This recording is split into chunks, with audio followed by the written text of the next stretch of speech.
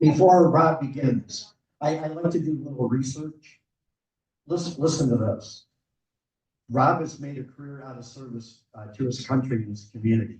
A Navy veteran having served on active duty in the U.S. Naval Reserves for a combined total of 33 years. Having achieved the rank of commander, Rob served in numerous leadership positions on nuclear-powered submarines and carrier strike force staffs.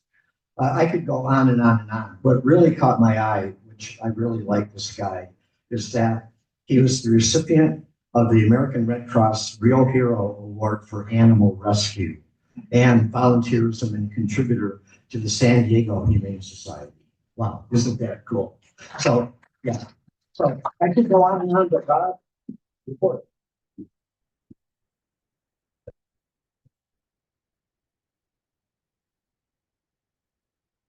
Thank you, Blair. That guy sounds cool. I'd like to be doing sometime.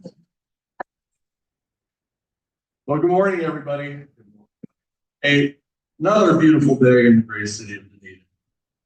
I am very happy to be here to provide your April city update.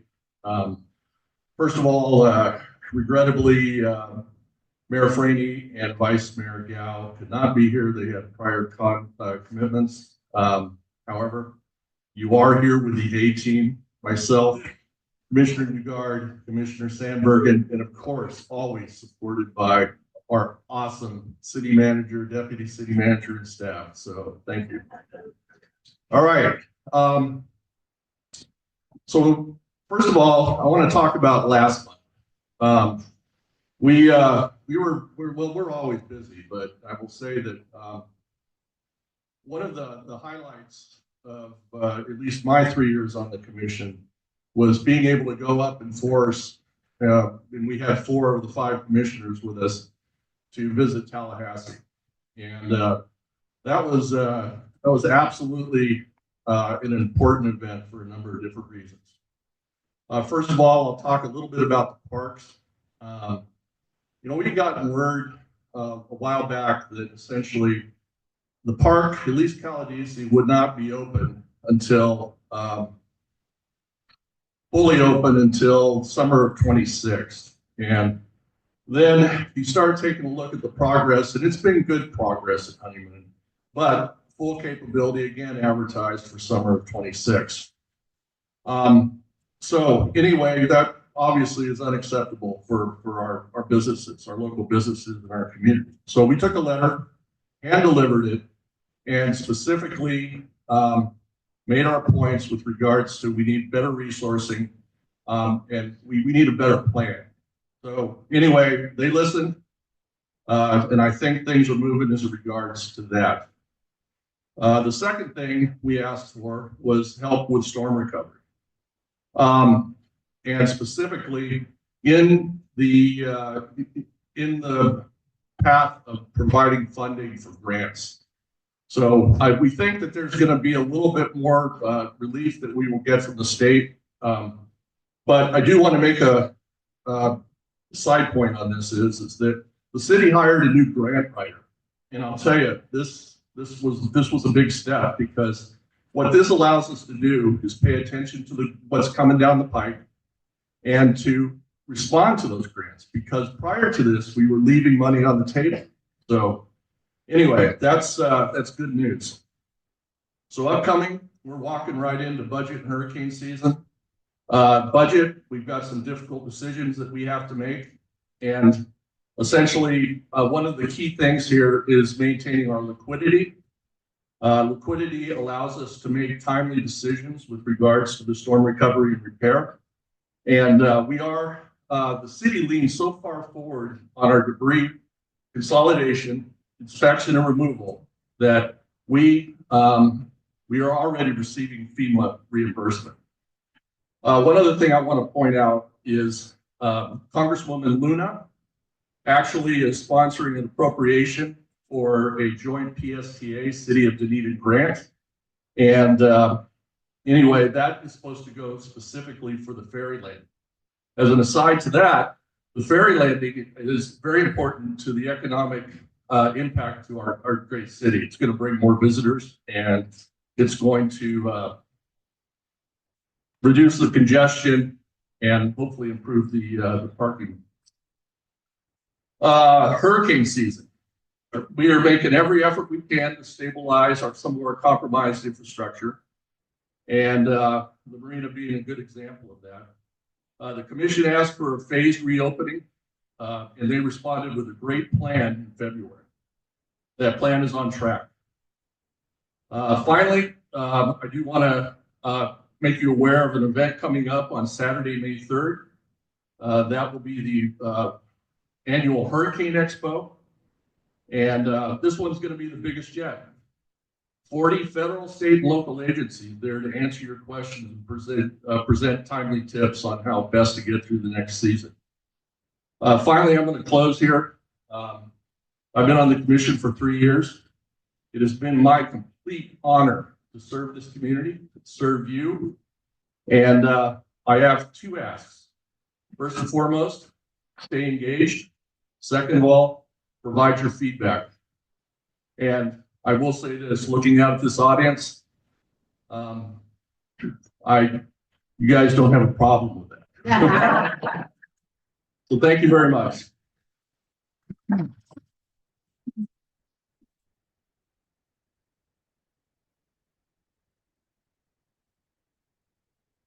Before Alan comes up, I just wanted to give just a little brief synopsis of his career. After graduation from the University of Florida, Alan served as a captain in the U.S. Air Force. I honestly didn't know that. Later graduating from the University of Oklahoma and the University of Tulsa with a JD, Juris Doctor. Don't hold that against him, please. It says he moved to Pinellas County in 75, and actually he married Deborah in 75, so that means there's a anniversary coming up, I think. Whoa. Anyway. And he's with Freeborn and Freeborn. But Alan, come on up.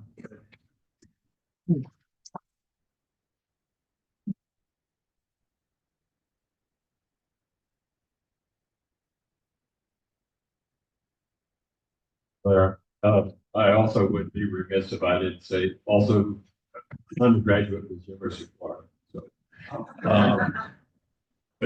but who's counting? Good morning, everybody. And it's been a while since I've been to a DCO meeting. There's a reason for that. It's at 7 o'clock. But we used to come years ago back during campaign times. It's absolutely essential that all people campaign and come to the DCO, because if you don't get elected to the city. So we appreciate all that you do. I'm going to say just a couple of words about the Library Foundation, where Phyllis is going to tell you a lot about the library's history for 130 years. But the foundation is an integral part of that. And the foundation was formed in 1992, and the initial president was John Hubbard, who was the city attorney at the time. The meetings of the foundation were held in John's office. And but the purpose of the foundation is a 501c3. It's a tax-exempt organization for charitable contributions. So we take the contributions and we put them into an endowment. And the endowment then generates income. And the income from that, which is substantial at this point, thank goodness. Used to be we had to give $100 each a year just to keep, coffee and cookies on the table during our meetings. And now that's significantly changed thanks to a number of significant kind-hearted folks in our community. But the endowment is used to benefit the Dunedin Public Library to ensure that it's stable and state-of-the-art for years to come. We have contributed to the Wi-Fi hotspot collection for checkout.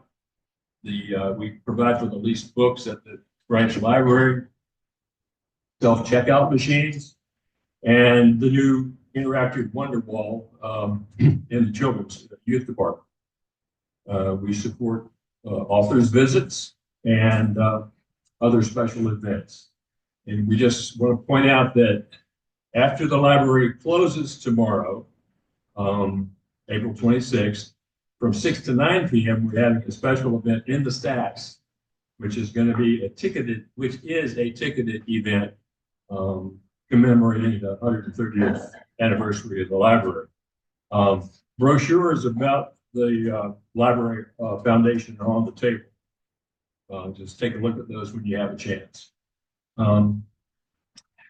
I would be remiss and certainly want to say, on behalf of the foundation, we are celebrating the contributions of our late president, Aaron Fodeman. Aaron was our president for more than 10 years. And as you know, many of you know, passed away recently. He was the heart of our foundation. We will struggle to keep his memory alive and his enthusiasm. And he will be forever remembered for his sage guidance and for his charitable heart and for his quick wit, not to mention his shirts and socks.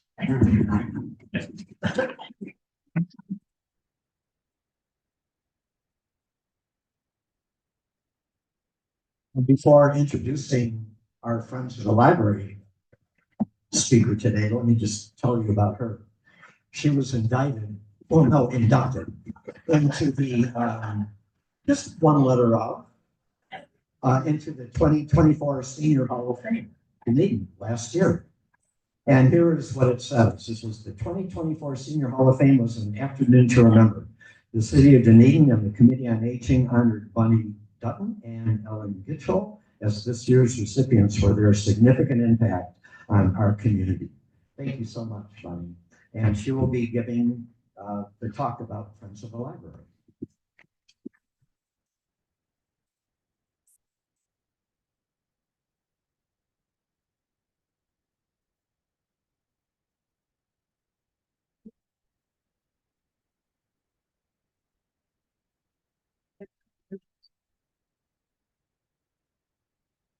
Thank you all for having me here. I was a bit nervous this morning leaving the house, so all of the envelopes that would let you join to be a friend of the library are at my house. So if you would please stop by the library and pick one up, I would be so thankful. Thank you very much. The Dunedin Friends of the Library was founded in April of 1962, the year I graduated from Dunedin High School, so it's a very young group. April is a big month for the city of Dunedin as far as our library is concerned because it's National Library Week and we're celebrating our 130th anniversary. As Alan said, we have a gala tomorrow evening at the library. The Friends are also a 501c and our mission is to provide funding and support to the staff and programs for the Dunedin Library. Each year, the Friends, donate funding for the library programs for kids, teens, and for adults. This includes special speakers, craft programs, music performances of all types, and programs that focus, of course, on books. The Friends also have done a special project each year as a library furniture. We've funded library furniture, the big read sign that you see when you approach the library, playground funds, and the most recent, the beautiful mural of the library reading garden. If you haven't seen it, it is outstanding. The Friends also have a bookstore in the library. Shop at the beautiful storefront. It's gorgeous when you come in the library. It's right on your right. Can't miss it. And we are open the same hours that the library is open. So you can find great books at great prices there. And always make sure to mark your calendars for our annual book sale. It's a big deal and it happens every year, the first weekend in February. We also host 2-day pop-up sales, we refer to them as, during the year to help raise funds and sell books as well. And these are all donated books. It is amazing how many books are donated through our citizens. I think they buy books, they read them, and then they donate them back. So it's an ongoing process. Becoming a friend of the library is very easy. Like I said, you just need to fill out one of the little envelopes, which is at your library, and you become a membership. So please pick one up when you're at the library. You can also support us by visiting the bookstore, because that's also how we generate funds. And I got a thing from our treasurer this morning, just as an FYI. In 2024, we raised over $66,000 to fund programs and services at the library. Our assets this year for raising money and we're only in, early in 25, but our best effort ever in bringing in over $16,000 in just over 4 days for our book sale. So please come to the library. Thank you very much.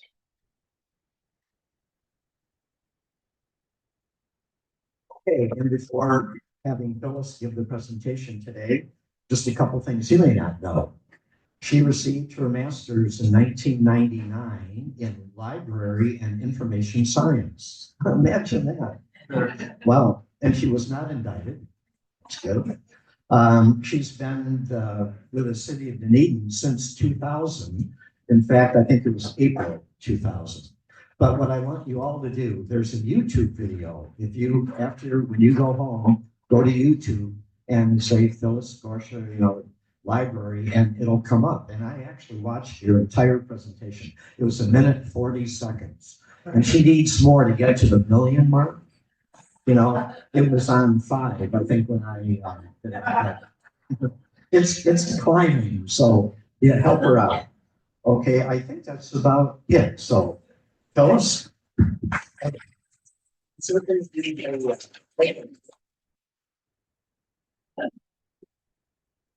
All right, so back and get comfy. I got 130 years to go through.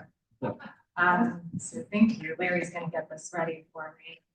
So I do want to mention, we're so fortunate at the library to have Friends Foundation. We also have a library advisory committee. And then, of course, our wonderful city support that we have and all of our patrons that visit the library. So I do want to let you guys know the logo that's here, that is the Elliott tartan. So that's our city tartan. And so that's what we are using to celebrate, since we are the oldest library in Pinellas County. So Dunedin Library was founded in 1895, actually today, April 25th, 1895. Christopher Boone donated 200 books from his personal collection. He lived on Victoria Drive, and his brother donated the meeting hall, which was Library Hall, which was in Edgewater Park. So you can kind of see, this is some pictures of the building. There was shuffleboard, I think, out on the outside there. So some fun things that were there. We also have, I'm just going to kind of go through, it's going to give us a little slow. This is inside.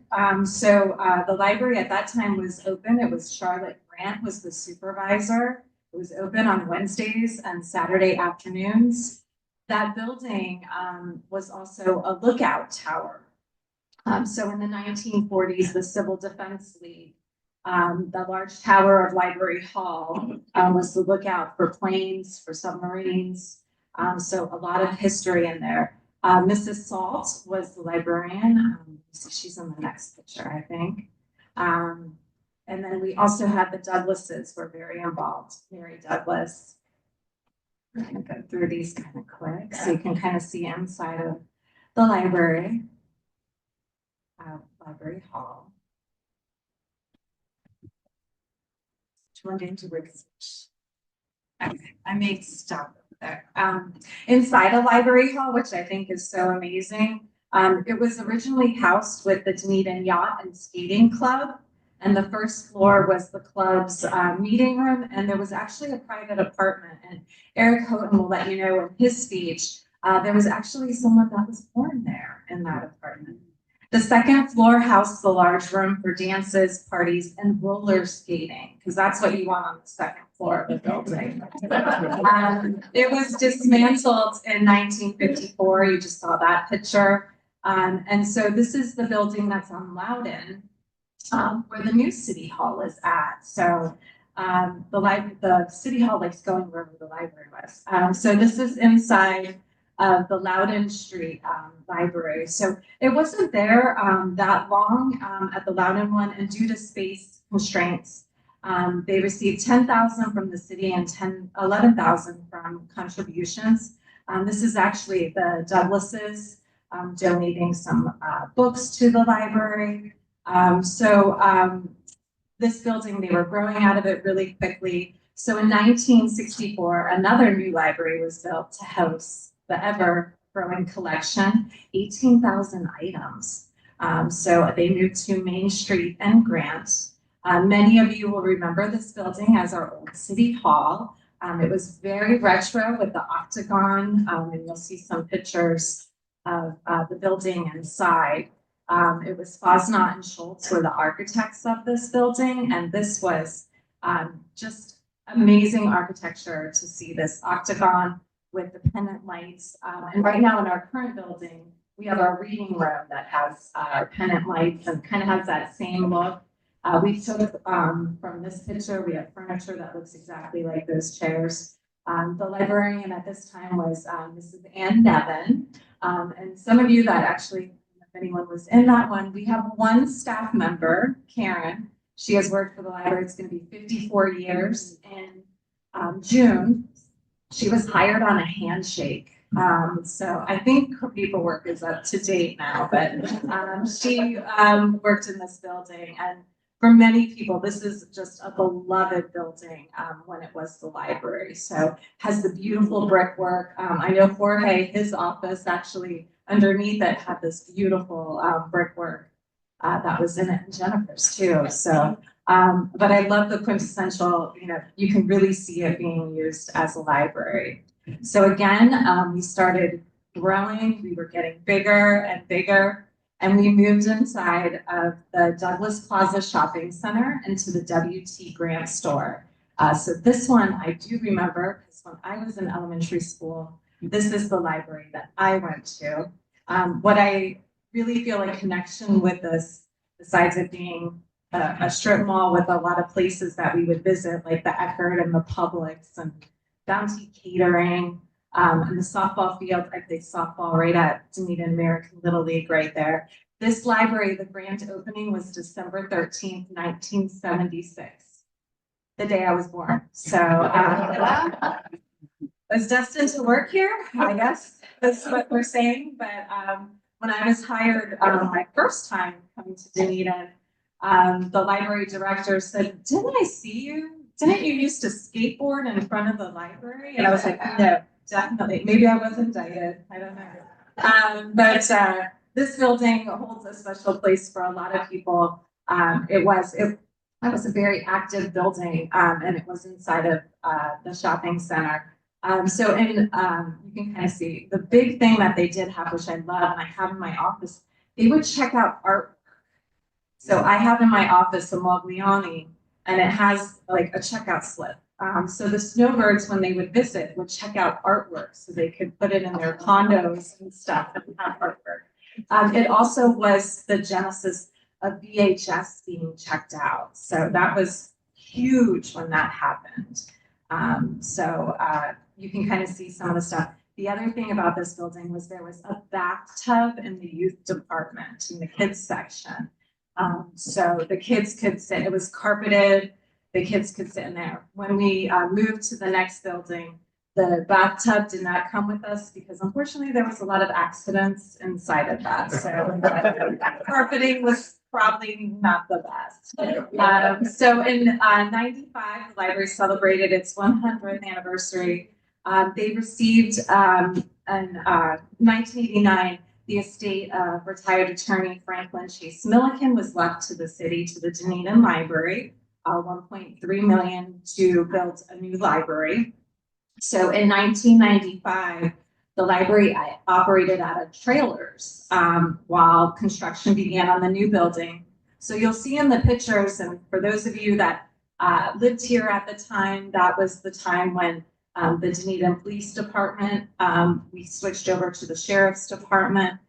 This particular building the whole strip center was being knocked down, except for the one holdout at the very end. So you'll see that the shopping, it was a Publix at the time. Later, it was a Safeway. So you'll see as it's being demoed, there's just one spot that's still there, which the city definitely acquired later on. So I just love seeing these old buildings because you can picture it. It's in the same spot where we're at now, but many years ago. So the trailers were in the front of the library, and this picture here shows you the foodway that was still there while everything else was being knocked down. And the trailers are in the front part of the parking lot. So really smart to be building and still have. So in 96, the new library opened September 3rd. The grand opening was October 4th. It was Harvard Jolly were the architects. It was very Art Deco looking with a Pepto-Bismol pink and blue. And there are a couple spots in the library, a couple closets that have never ever been painted that are still the Pepto-Bismol pink. So if you ever want to see it, I can show you how beautiful that was. So this building opened, as I said, the grand opening was October 4th, 1996. It's 38,000 square feet. Just some stuff on the inside. Now I know where all the outlets and everything are by these pictures, so I can do my coop plan. It's amazing how much the library had grown through the years. So this is a grand opening, a lot of support, especially with Franklin and Chase Milliken's donation. The funds that he gave actually were able to build the building, but then we needed all the stuff inside. So we did receive an LSTA state grant. We also had some friends and foundation members, and that's when the foundation was founded with the money from Franklin Milliken. So here's our current location, no longer Pepto-Bismol pink. In 2005, the library underwent a 7-month renovation. So we created a teen space. We moved our reference desk. And you got to remember, this building was built in 95. They started building it. So it was just the beginning of the internet in 94. So all of the outlets in our library were on the wall, which have bookcases on. So we only have some posts throughout the library. So in 2012, we actually had the floors trenched because we had no electrical outlets. And what does everybody need to do now? They need a charge. They need to plug in their stuff. In 2012, we trenched floors and put outlets throughout the floor in the building. So got some pretty pictures here we're going to kind of go through. We just want to stand.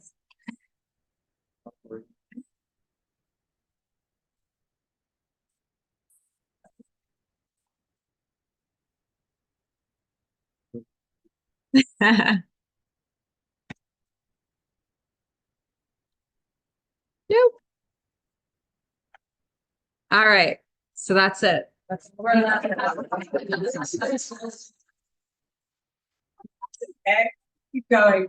In 2013, the library unveiled its first of the many free library boxes. And the first one was sponsored by the Friends of the Library. It's the one that's right by the History Museum on the trail. We were the first in the area to have one of those. And then it blossomed. I was like, our empire grew. There was about 18 in the city of Dunedin. And now so many people have them on their own private property. They'll pop up anywhere. I always tell people I don't own little free library boxes. It's a worldwide thing, but it's very sweet. Some people, I'll get a message like, I'm traveling. I always fill the box that's over on the trail. Can you make sure that someone's taking care of it? And I was like, of course. But it's such a great way that those work where it's, take a book, leave a book. I've even had people they've traveled here, they're out of state, they send a book to the library. Like, I grabbed this from one of the little free library boxes. I'm like, you don't have to send it back. So we love having In 2013, Nan and Tom Moffat, they were also Dunedin residents. They donated monies to the foundation, and we created a quiet reading room. So that was probably one of my best moments at a city commission meeting, to say that the library needs a quiet space. So that was approved. So we have a lovely reading room, and as I mentioned, we try to make it look like the City Hall, Main Street Library, with the octagonal shape with all of the pennant lightings. So from the time of our little free library boxes, we've added so much. It's so wonderful when you come to our library with the reading garden that was installed in 2009. Our Parks Department actually just did a whole planting yesterday. So our reading garden is all native plants. So we worked with the Pinellas Native Society on that. So we have some wonderful, wonderful plants out there. We also have the Dunedin Garden Club. They take care of the butterfly garden that's in front of the library. And they salvage plants from the Kellogg Mansion. So those are also in the front of the library that you can see. And then playground in November of 24. So we just keep growing and growing and doing so many things. I do want to say we're so fortunate at our library with such an amazing staff. So we offer, with the Friends Assistance, programs for kids, teens, and adults. We just had the Easter Bunny at the library during story time. T-Rex popped up yesterday. So we love having fun there. So from the time of Christopher Booten to today, we continue to be a source of education and entertainment and community. I feel so fortunate to be part of this fabric of 130 years of history and all that the library does for our community. So may that spirit of dedication and community remain unwavering as the oldest library in Pinellas County strides forward in the future. So thank you for having me today.